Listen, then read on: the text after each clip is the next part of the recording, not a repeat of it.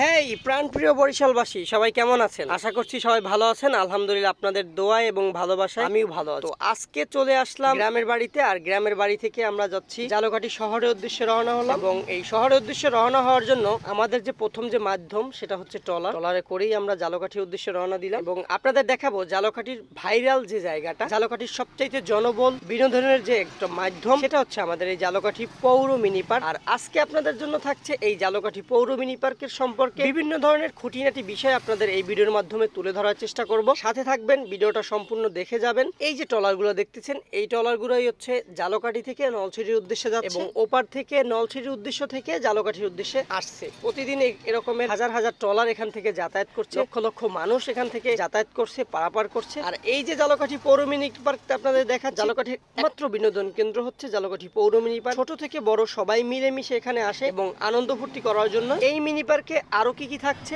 অন্য আরেকটা ভিডিওর মাধ্যমে আপনাদের সঙ্গে তুলে ধরার চেষ্টা করব, কারণ ভিডিওটা অনেক লম্বা হয়ে গেছে।